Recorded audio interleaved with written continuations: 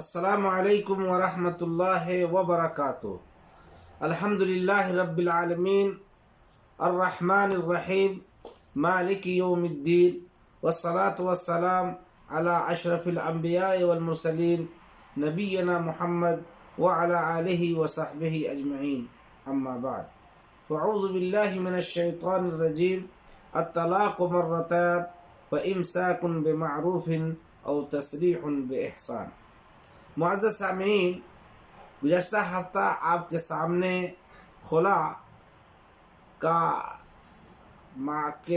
ذکر ہوا تھا اور اس کا لغوی اور شرعی معنی اور اس کے اوپر دلیل، اور خلا میں جو واقعہ بہت ہی مشہور اور معروف ہے اس کا ذکر ہوا تھا۔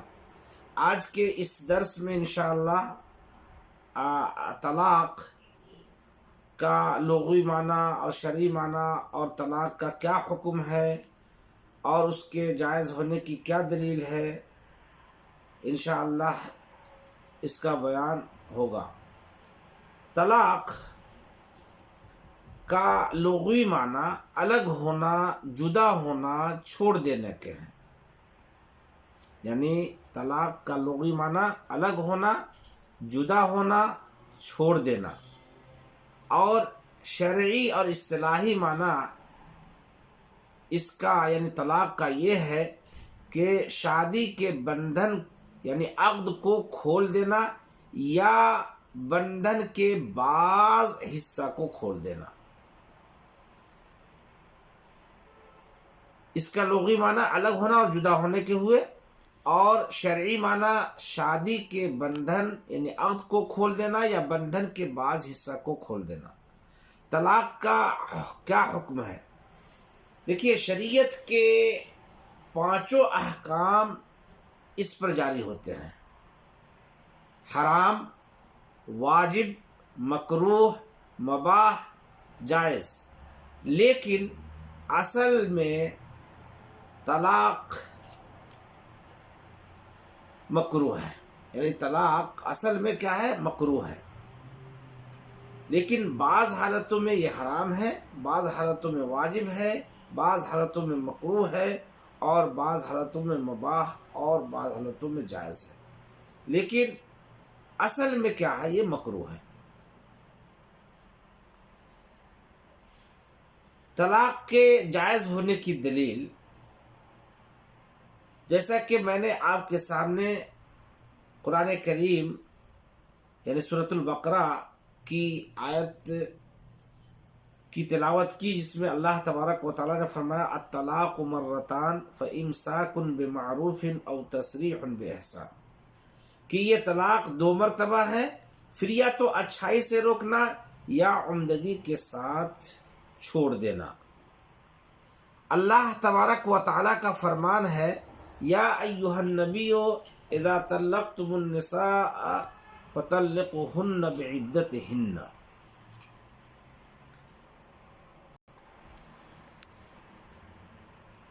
اے نبی، اپنی امت سے کہو جب تم اپنی بیویوں کو طلاق دینا چاہو تو ان کی عدت کے دنوں کے آغاز میں انہیں طلاق دو۔ یہ طلاق کے جائز ہونے کی دلیلیں ہیں جن کا ذکر آپ کے سامنے ہوا۔ آپ کے سامنے طلاق کا حکم جو بیان کیا گیا کہ شریعت کے 5 احکام اس پر جاری ہوتے ہیں: حرام، واجب، مکروہ، مباح، جائز۔ لیکن طلاق اصل میں کیا ہے؟ مکروہ ہے۔ آئیے ذرا تفصیل دیکھتے ہیں کہ طلاق کب مکروہ حرام ہے، کب مکروہ ہے، اور اس کی جو شکلیں ہیں کیسے اس پر 5 احکام جاری ہوتے ہیں۔ یعنی طلاق کا حکم حالات کے تبدیلی کے پیش نظر طلاق کا حکم بھی بدلتا رہتا ہے، اور اس کی شکلیں یہ ہیں: نمبر 1، بیوی کی بدخلقی، سوء معاشرت، جماع سے روکنے والی بیماری کی صورت میں شوہر کے لیے طلاق دینا مباح ہے۔ یہ صورت کیا ہے؟ مباح ہے۔ اگر میاں بیوی دوسری صورت، اگر میاں بیوی کی زندگی خوشگوار حالات میں ہو یا میراث سے بیوی کو محروم کرنے کا ارادہ ہو تو ایسی حالت میں طلاق دینا حرام ہے۔ تیسری صورت، جب بیوی کا شوہر کے ساتھ بقا نقصان دہ ہو یا ضرر کا اندیشہ ہو، یا شوہر کو بیوی ناپسند کرے یا ٹھیک شوہر بھی بیوی کے تعلق سے اسی کا شکار ہو تو طلاق دینا مستحب ہے۔ اگر بیوی، چوتھی صورت، اگر بیوی نماز نہ پڑھے یا جس کی پاک دامنی داغدار ہو اور نہ تو توبہ کرنے پر اور نہ ہی نصیحت قبول کرنے پر آمادہ ہو اور اس شادی کے دوام سے دونوں کو ضرر لاحق ہونے کا اندیشہ ہو تو طلاق دینا واجب ہے۔ یہ ساری شکلیں جو بیان کی گئی، ان ایسی جب شکل ہوگی تو اس کا حکم حالات کی تبدیلی سے بدلتا رہے گا۔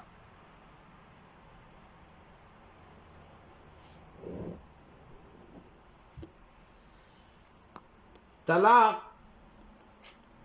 کی مشروعیت کی حکمت۔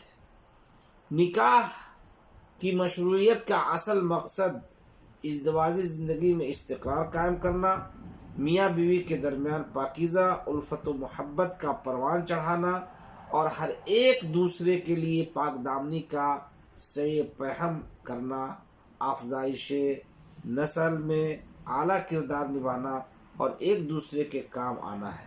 لیکن اگر یہ مصالح فوت ہو جائیں، نیتوں میں فساد برپا ہو جائے، طبیعتوں میں نفرت جگہ لے لے، ایک ساتھ جینا دوبر ہو جائے، تو ایسی صورت میں شریعت نے ان دونوں کو جدائی کے لیے طلاق کا نہایت مناسب راستہ نکالا، جس کے ذریعے وہ شادی کے بندھنوں سے باہر آ جائیں۔ اسی خوبی کی وجہ سے مسلم معاشرے میں خودکشی اور میاں و بیوی کے درمیان ہونے والے اختلاف کی وجہ سے قتل و غارت جیسے بھیانک جرائم کے واقعات دوسرے سماج کے مقابلے میں مسلم سماج میں نہ ہونے کے برابر ہے۔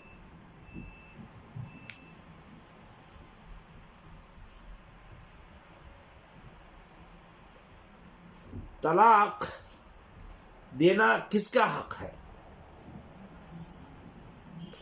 اسلام نے طلاق دینے کا حق صرف مردوں کو دیا ہے، کیونکہ شادی کا اور جوزیت کا پورا خرچ وہی اٹھاتے ہیں، اس لیے وہ زیادہ حریص ہوتے ہیں کہ رشتے باقی رہ جائیں۔ اور دوسری حکمت یہ ہے کہ مرد عورت کے مقابلے میں زیادہ متحمل مزاج ہوتے ہیں، جبکہ عورتیں بے صبری، ناقصات العقل، کوتاہ نظر، جذباتی اور غصہ سے جلد مشتعل ہونے والی ہوتی ہیں۔ اسی مصلحت کے پیش نظر یہ حق مردوں کو دیا گیا ہے۔ طلاق کا واقع ہونا صحیح ہے، کس کی طرف سے؟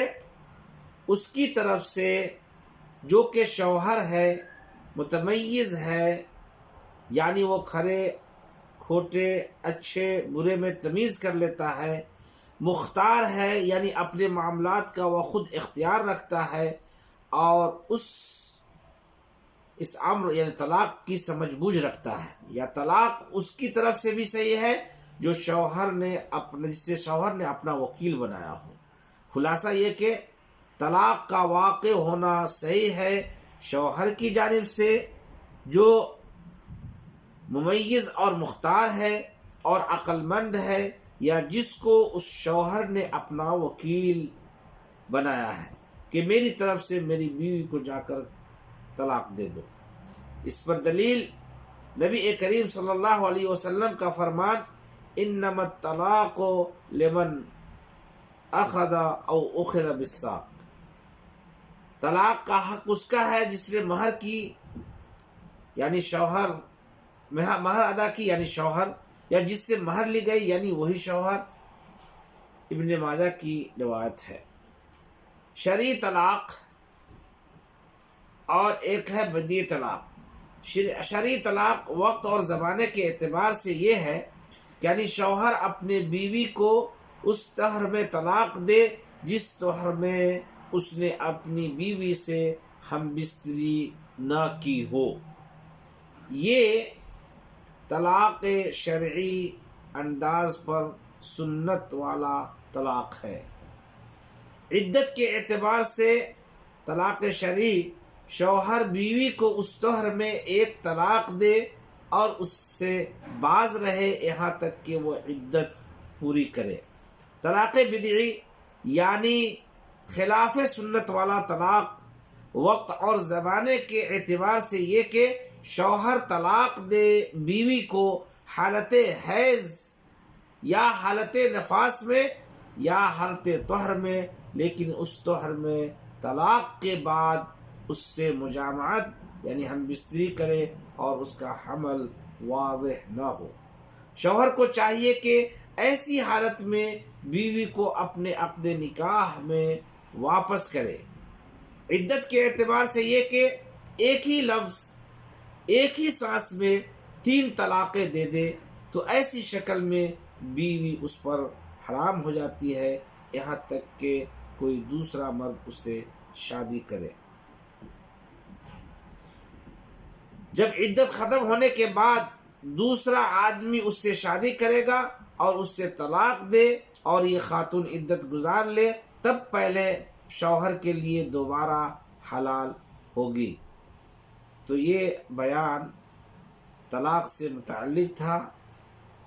اللہ تبارک و تعالیٰ سے دعا ہے کہ اللہ تبارک و تعالیٰ ہمیں اور آپ کو ان احکام کو سمجھنے اور اس کے مطابق عمل کرنے کی توفیق بخشے۔